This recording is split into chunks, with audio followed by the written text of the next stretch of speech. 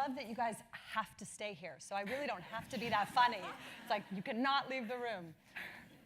And I did enjoy meeting John, and in the back before we started, I just have to say, he asked me what my husband did, and somehow the conversation came up that he used to be a rapper. And and then I made the mistake. I said, oh yeah, and he was most known for 2 songs, Shake It Like a White Girl and College Girls Are Easy. And I was like, that probably wasn't the right thing to say to the dean of the school. I was like, no, never mind. Anyway, okay, so I'm happy to be here. So Sara, thanks for being here. Yes. Thanks for having me. Clearly, we're excited to have you. I'm particularly excited to have you here. I never thought I'd be saying this to a view from the top speaker, but if it weren't for you, I don't think I would have been able to zip up these pants today. So I'm so honored. Thank you. So really, thank you. You famously started Spanx with $5,000 in your bank account. What was the hardest part about getting Spanx off the ground? The hardest part about getting Spanx off the ground was definitely in the very beginning, when you first have an idea as an inventor and you've thought of something that doesn't exist and you want to bring it into the world.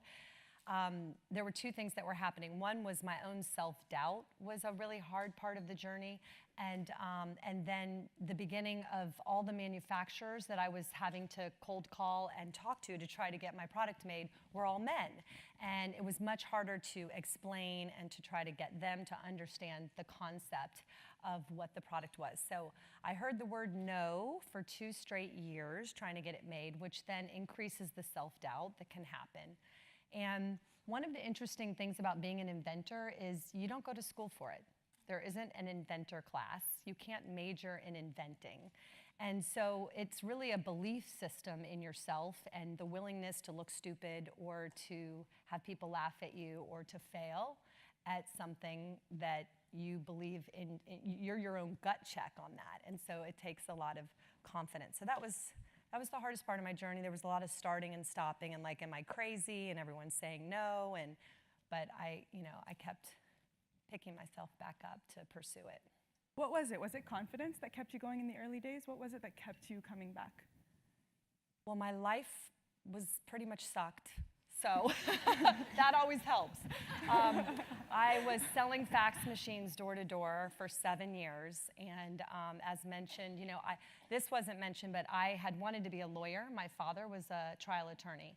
And I used to actually ask to get out of school growing up to watch him in closing arguments. And I debated all through high school. I debated in college. And I'm basically a really bad test taker. And so I bombed the LSAT. And I bombed it not once, but twice. And so it set my life on a different course. I always say things like that happen, and then you end up, like those moments in your life where you think, I can't believe this is happening to me, is oftentimes life's way of nudging you and just letting you know you're off course. Well, thank goodness you persisted, because today we have Spanx. And today Spanx has moved far beyond the world of undergarments. At different points in the company's history, you've both taken on and walked away from the role of CEO. What has driven those shifts? Well, in the early days, as an entrepreneur, you're every department. So I was the before and after butt model, literally. I took a picture of my own butt, took it to Kinko's, got it laminated with and without Spanx on, stood in the stores, and I'm like, hey, look what this can do for you. I was like the packer and shipper. I was the head of sales. I was everything. And you learn very quickly what you're good at and what you're not good at and what you enjoy and what you don't enjoy. And there's usually a correlation between the 2. And so I often say, as soon as you can afford to, hire your weaknesses. And a few years into Spanx, it was abundantly clear that the lane that I needed to stay in was inventing, selling, promoting. Spanx actually is never advertised. Spanx is 18 years old, and the first time we've ever even sampled an ad was in 16. And so I was sort of the advertisement, and me being out in the field talking about the product and sharing the story of the why we're making this, why it's better, was a big part of the formula. And I needed someone to be in the company day to day running the daily operations. So I hired a CEO. She was a co-CEO with me for a while, and then she became the full-time CEO, and she was that for 12 years. And then I stepped back in as CEO about 2 years ago. It's been 2 years.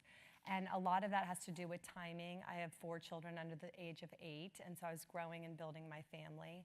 And it just organically feels like the right time for me to do that inside of the company. And so I still am able to stay in my lane. It's just slightly structured differently, where I have a very strong management team around me running the day-to-day operations. You still hold 100% ownership over Spanx, and you made a conscious decision to never take money from outside investors. Why? I never needed to. I mean, I never needed to. So I don't know if it was a super conscious decision along the way, more than just I didn't really have the need. Spanx was profitable from the first month that I was in business.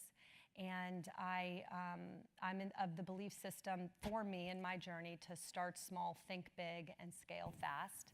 And a lot of people want to start big and think big, and oftentimes get ahead of themselves. And that can end wildly successfully, but it can also cause a lot of problems. And you dilute yourself down a lot, and then you have a lot of other people you're answering to. So that just was the journey that I took. I mean, I started it with $5,000. I've never had any outside funding, and whatever money I made from selling Spanx, I just put back into the business. I love that. Start small, think big. Do you want to run Spanx forever? I operate off gut and intuition, and I think when the time is right, I'll know it. When I first started Spanx, I've never taken a business class. I've never worked in fashion or retail when I started Spanx. And about 6 months after I started it, all these people kept coming up to me at business events or cocktail parties or wherever and said, "Sara, what's your exit strategy?" And I was like, "What are you talking about?" Like, I didn't even know what that meant. And so eventually I started telling people, my exit strategy is I want to exit a room and look good. That's my exit strategy. So the best exit strategy I've heard. Exactly. You mentioned that you're an inventor first. Many aspiring entrepreneurs, even in this room, struggle to find their initial idea. How do you constantly find ways to invent new products, and where does your inspiration come from?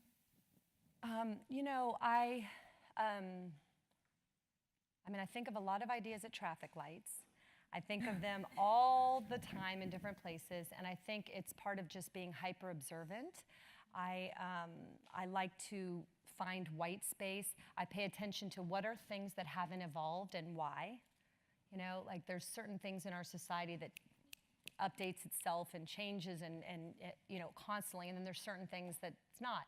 And so I'll ask myself questions all day, every day. It's just the way my brain works. Like I could even be looking at a table and be like, why is the table like that? When was the table first created? Is that the actual best design for a table, or could there be something different? And Spanx went into men's, and that was randomly how that happened, was because I got curious that the man's undershirt was created in 1918 and no one had paid any attention to it since. It was literally the same thing. And so I just talked to my brother and my husband about it, and their undershirts, the neck stretched out, or they were boxy and bulky underclothes. And I thought, I'm just going to add a little bit of lycra to the cotton undershirt for men, and so the neck won't stretch out, and I'm going to taper it in at the waist. So ideas come to me like that. Like our latest invention is arm tights. And ladies, you want to stand? Anyone wearing an arm tight? They just showed me these. I was very excited. Stand up. Okay, here we go. So like Jennifer and Naomi have them, and I feel like there was somebody. Oh yeah, you have them. She's wearing them. Hello. Hello. Hello. Hello. I'm hiding them under the blazer. Well, you put that cute jacket on over. Yeah, that's why. Okay. It's true. Anyway, so the invention, the idea for arm tights is literally just. There's so much that comes from being a frustrated consumer. So I'm a woman. I'm looking at my closet. Most of my favorite things are sleeveless, like a sleeveless shirt, a sleeveless dress. And I'm like, you know what? I want to wear that differently, and I also want to wear it year-round. So I just want something that goes underneath on my arms, super simple, in lots of different colors. I don't want to always have to put a cardigan or a jacket or something over it come fall or winter, or when you're transitioning into spring, or even inside of office buildings. I'm cold a lot, and I don't want the integrity of my shirt or my dress to be covered up. So that's how arm tights. It's a little crop top made on a hosiery tights machine, which had never been done before.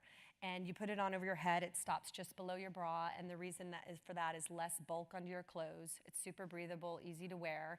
And then it just literally, like with one $30 item, your whole closet exponentially grows with looks and how you want to layer it and wear it. I love it. But yeah, ideas are, Clearly, you know, clearly I love it. I have my assistant, who's my right hand, Lisa. She's been my right hand for 16 years, can attest to this. But I have 99 pages.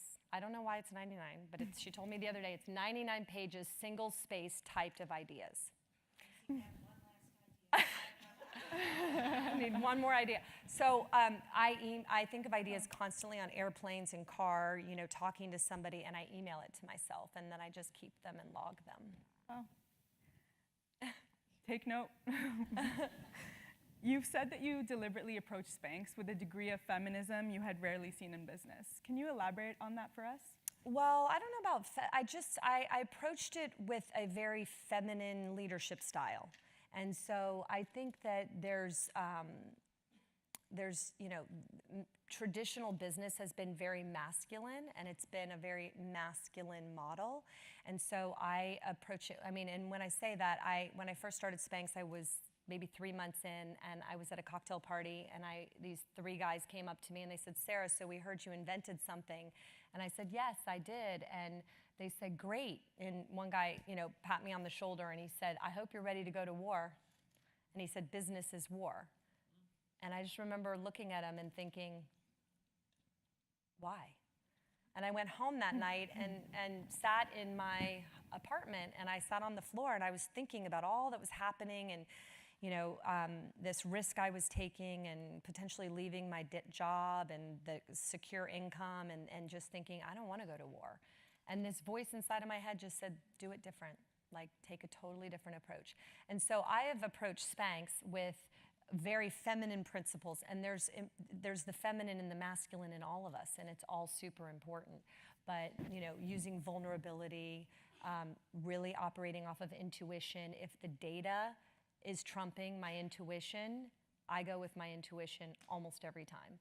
So you know, that's not typical in a corporate environment. So those kinds of things that I've done. Like being vulnerable with the business, I felt as a consumer, I just felt like companies aren't really talking to me the way that I want them to talk to me. I'm not listening to them, I don't believe them, I don't necessarily trust them. And so when I started Spanx, instead of talking, you know, at my customer, I wanted to talk to them. And I made myself vulnerable. So I joked and said I used my own butt in the before and after picture, but I had felt like companies were operating in this like, we need to be perfect and you need to see us as the authority and you need me and that's how I'm gonna sell you product. And I was like, hey, like I'm one of you. Like here's what's happening, here's what it does for me, this is why it works.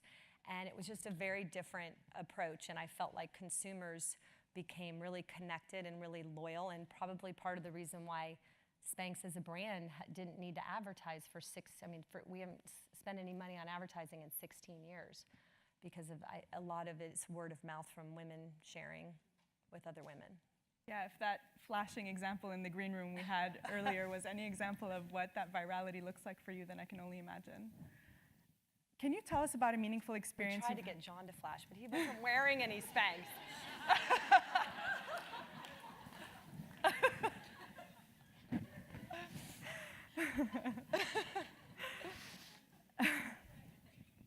Moving on from that. Can you tell us about a meaningful experience you've had mentoring young women since founding Spanx? I mean, sure. A lot of different women come to mind. You know, I look for women that I can support what they're doing in education and in their businesses and entrepreneurship. But there's a group of 10 women that I started supporting and mentoring in Atlanta. I wanted to kind of do something really close to home, who are all doing social impact type businesses for the community of Atlanta. And that's been really rewarding and wonderful to watch. And all of them now have crossed the $1 million mark.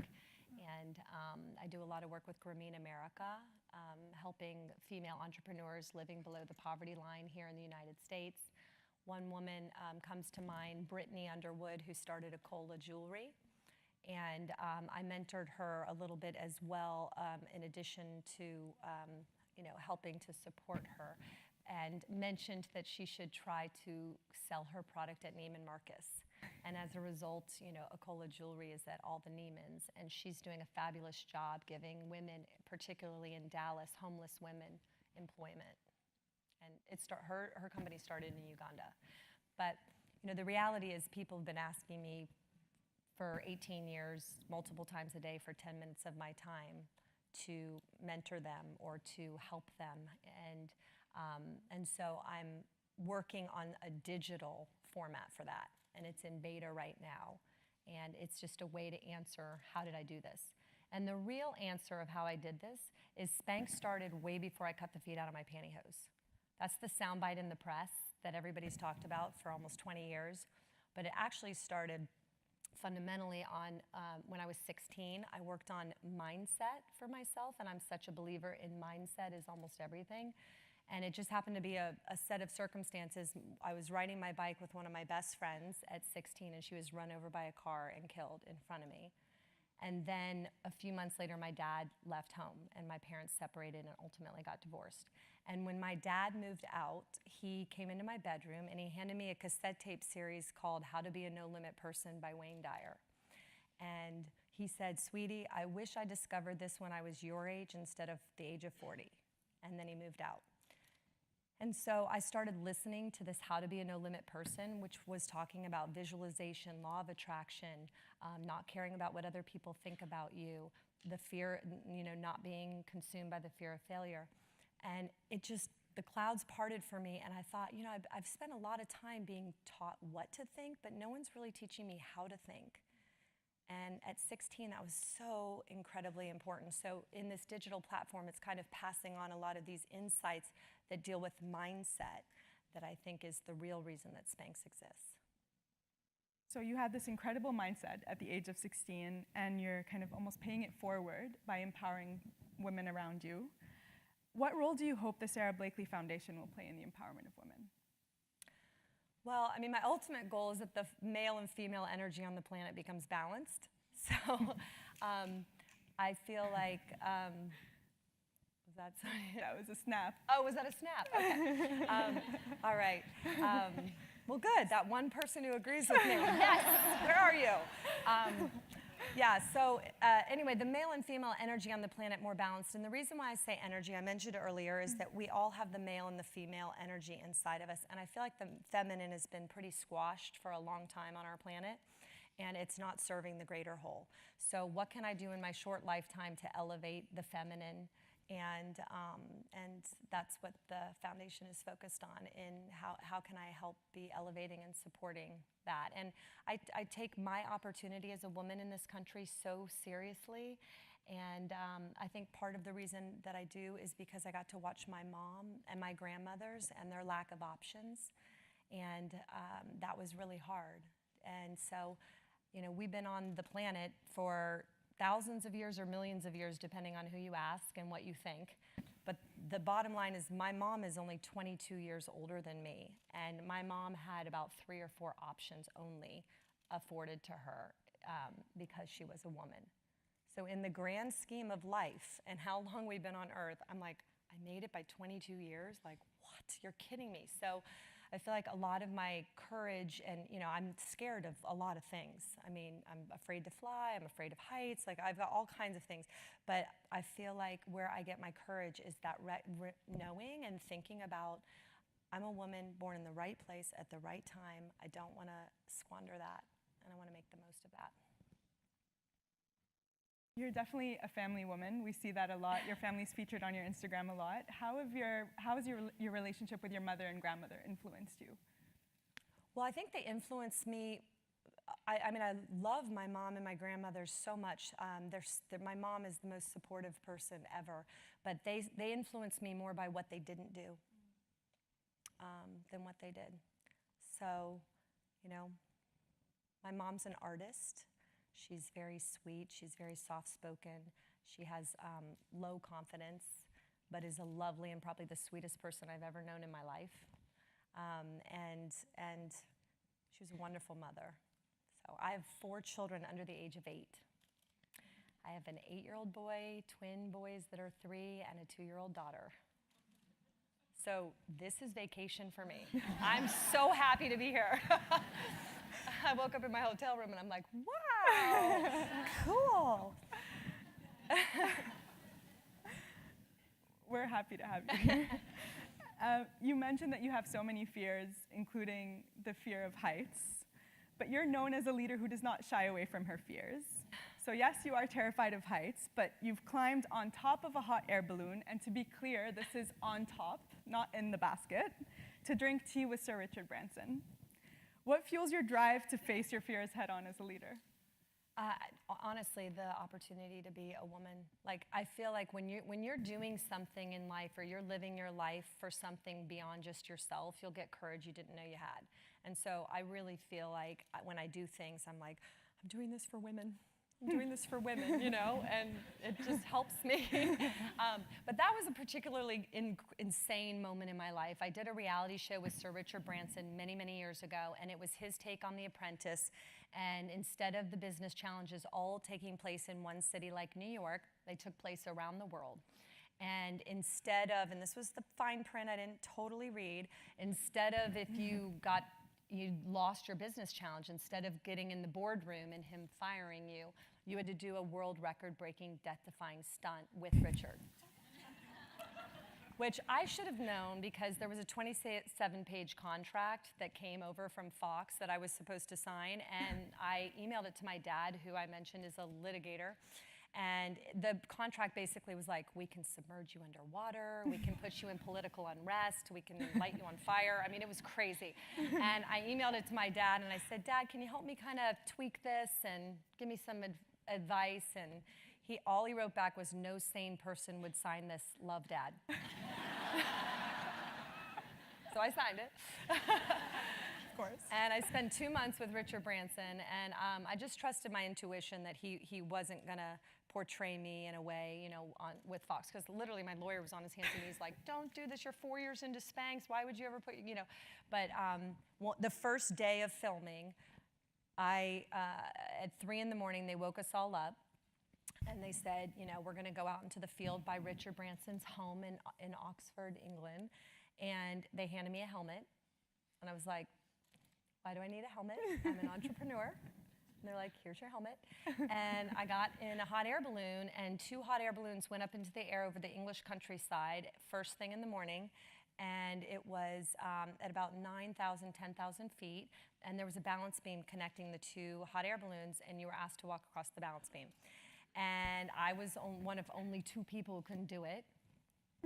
Where did people come from? And so anyway, I was like, I can't, you know. And then when they disconnected the 2 hot air balloons, and Richard turned to me and he said, so Sara, you know, because you and Tim couldn't get across the balance beam, now you have to do something twice as hard. And I had to climb on a dangling rope ladder the whole circumference of the hot air balloon at 10,000 feet in the air, going across the English countryside, and meet him on top of the balloon for tea. So sounds fun. It took me 48 minutes to climb the balloon. It was insanely hard, and yeah. So my friend, my friend Leslie gave this to me last night over dinner, and it's so cool. It's a hot air balloon with someone dangling off of it. She's like, I saw that and thought of you. I'm like, thank you very much. And so it will remind me of the courage it took me, or the insanity to do that. Since that show, Richard Branson has become sort of a mentor to you. What does that relationship and that mentorship mean to you? And what does mentorship mean to you more generally as well? Well, he's a friend. He's a great friend. And you know, what I like about Richard is he has an incredible bias for action. He is someone who just goes, and you just marvel at it. He requires very little sleep. He's always got a notebook with him, and he's always writing ideas in it. He's a great delegator. He doesn't ask anybody to do anything he won't do himself. And he's funny. I mean, you want to talk about a prankster. He's funny, like he likes to prank people. So you just have to always be prepared when you're around him that something's going to jump out. Always or have your something's helmet. Yeah, always have your helmet, exactly. So speaking of humor, as you know, here at the GSB, we have a class about humor in business. Where Which I Spanx love. I think where that Spanx is is a so case great. study. I do. I think it's so important. Everyone, like, yeah, it's really important. Humor in business.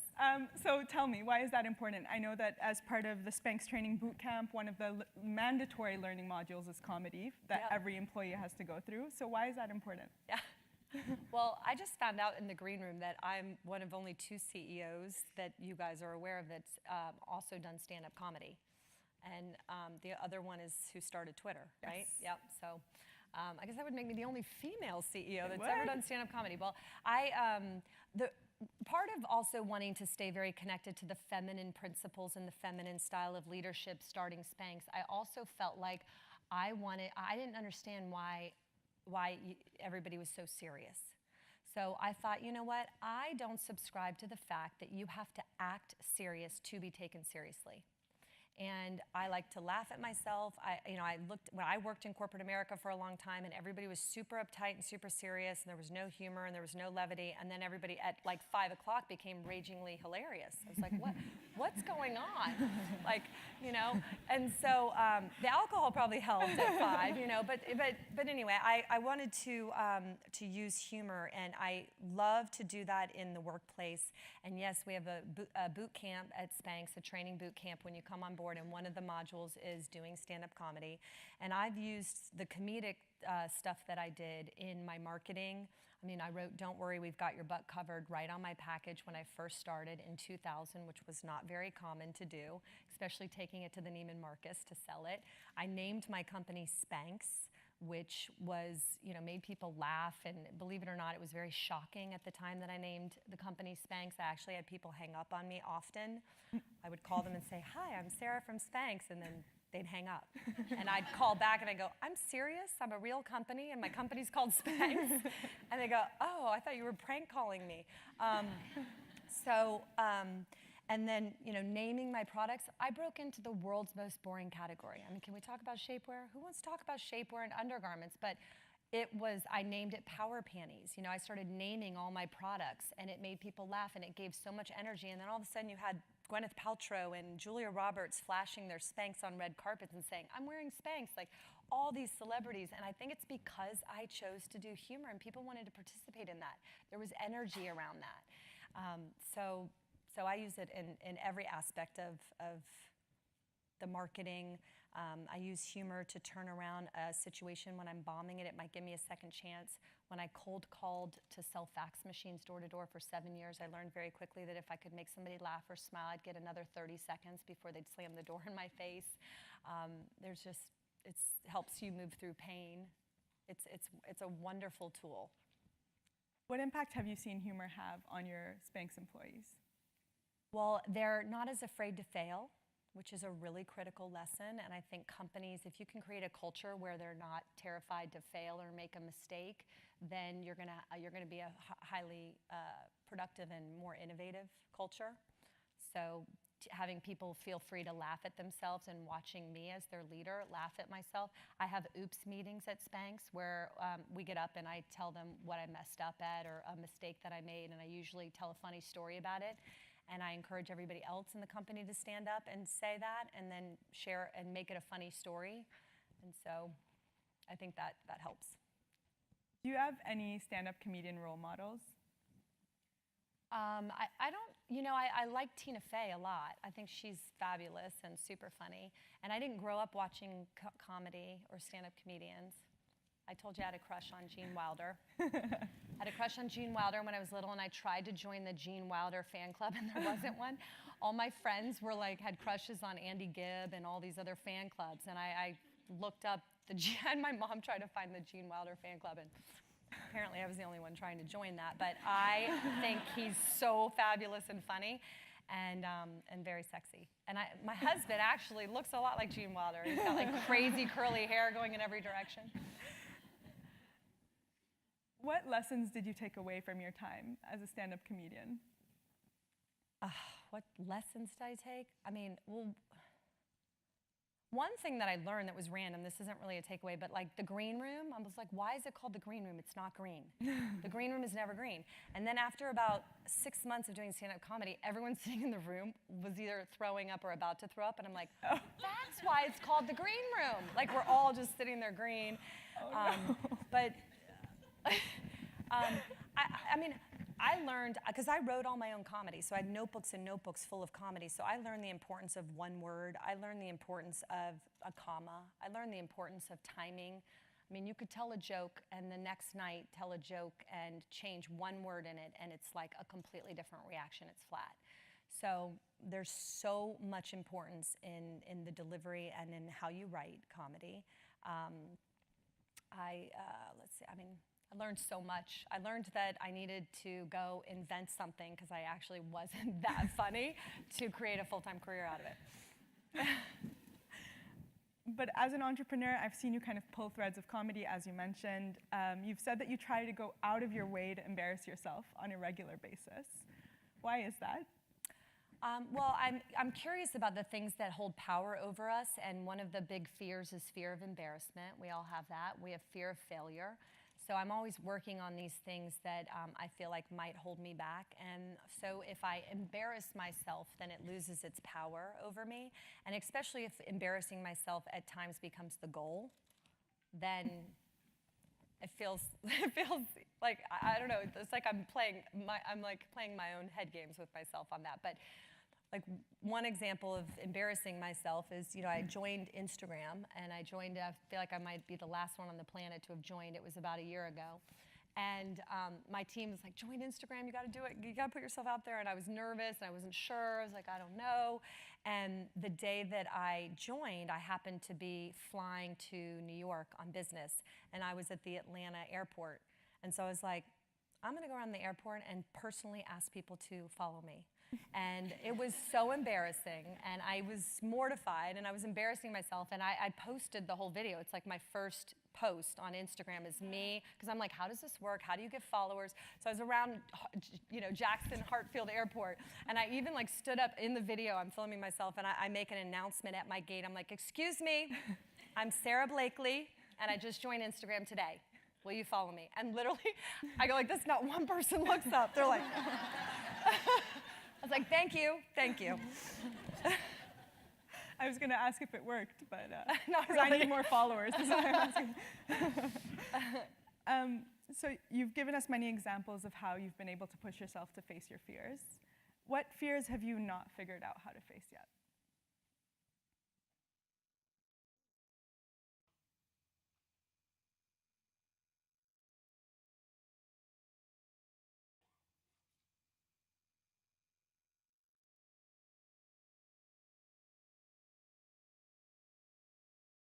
I mean, I can't really think of one.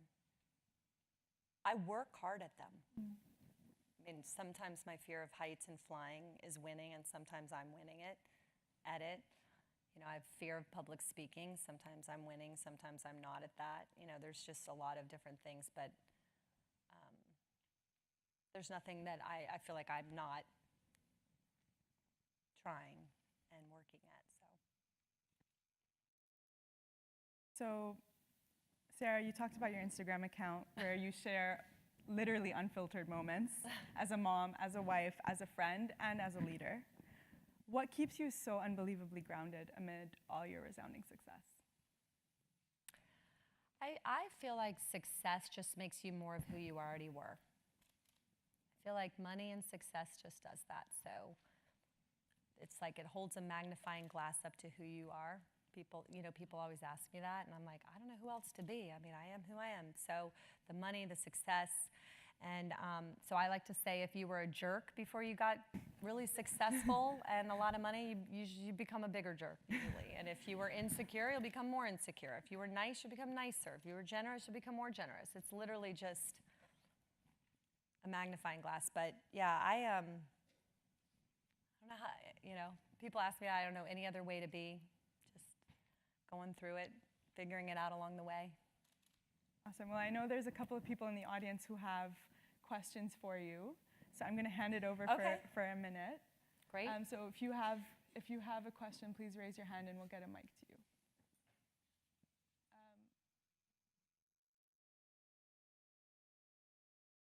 Hi. Hi. Thank you so much for being here. My name's Beth, and I'm Hi, in my Beth. second year and about to have to leave this place. The question that I've been wondering about and that you've spoken about a little bit is, I mean, your Instagram is just awesome. Like, there are not other CEOs who I want to spend time like seeing what they're up to in their daily life. And I'm wondering, Thank you. what you think other people who are running companies and businesses can learn from how you think about communication through social media. Well, I haven't thought that much about what other people are and aren't doing. I love the idea of leaders and CEOs showing vulnerabilities and showing the ups and downs. And you know, I just don't really subscribe in the feeling that I need to put on any kind of a facade to be taken seriously as a leader. And so it's like, this is my life. This is who I am. I'm a mom of 4. Some days I'm working it out. Some days I'm not. And I think that's important. I sort of have my own filter for Instagram. I don't, it's not planned out. I do it 100% myself, and I'm having fun with it. And if I wake up one day and it's not fun anymore, then I'll figure out a plan B. But so everything kind of happens organically and in the moment for my Instagram. And I tend to think before I do it, or if it's happening, is this going to inspire someone or make them feel better? I'm kind of interested in making other people feel like they're not in it alone, or it's not the projection of a perfect life.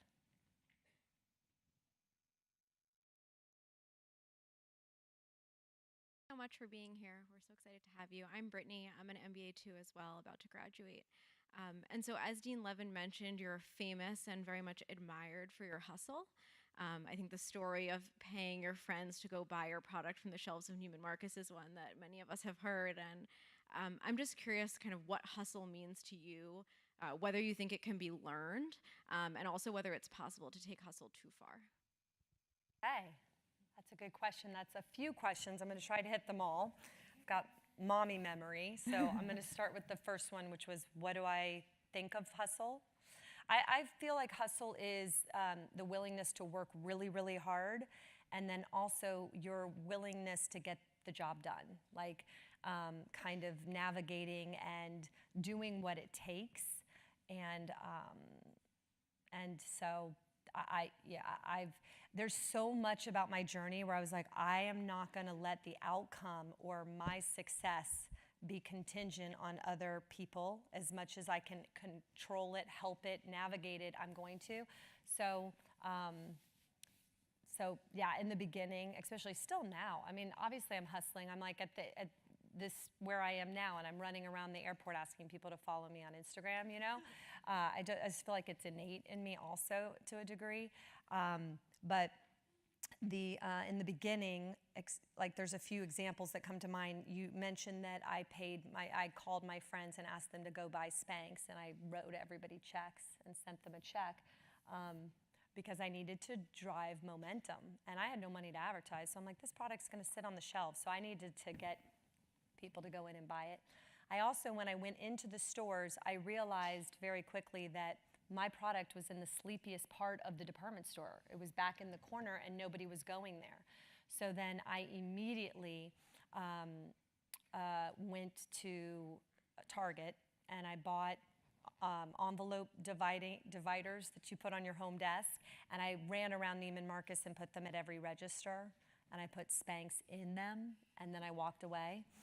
And Neiman's has like impeccable visual rules and regulations, and I did that because I had to get my product out of the department. And because I did that, women in shoes started buying Spanx, and women in contemporary, and those decisions made such a big difference. And by the time somebody figured out that nobody else had approved it, because everybody thought somebody else approved it, it was so successful that the head of Neiman's was like, whatever this girl's doing, let her keep doing it. I mean, I have so many stories like that of just, what do I need to do?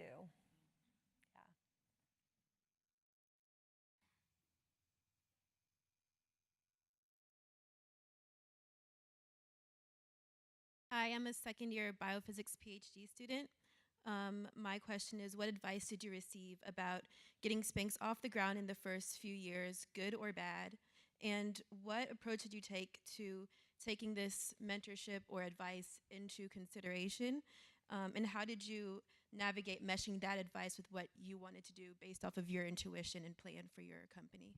Okay, so what advice did I get in the beginning We have of compound Spanx? questions here Yeah, at Stanford. that's okay.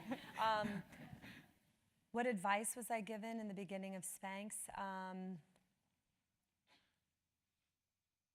I mean, I remember somebody saying to me as I was delegating and growing and getting bigger, that they said, Sarah, if it's 80% as good as you could do it yourself, let it go and be very happy. And that was so freeing for me because I think I was always critiquing in my mind, like, that wasn't 100% exactly the way. And I was just like, so that became a really important lesson for me in growing the business and letting go more.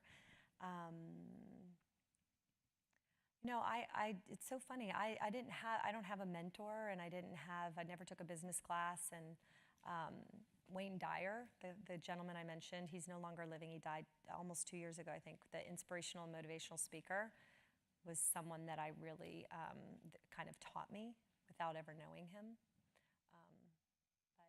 And then, I'm sorry, you had like two or three more questions in there. Did I answer them or? Okay, cool. We'll take maybe one last question from the audience before.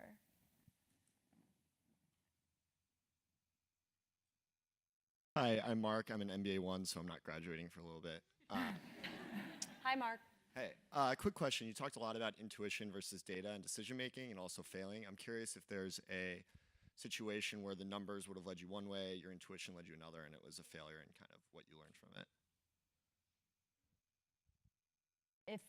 An example of intuition not working or working? I guess an example where your intuition maybe was a mistake.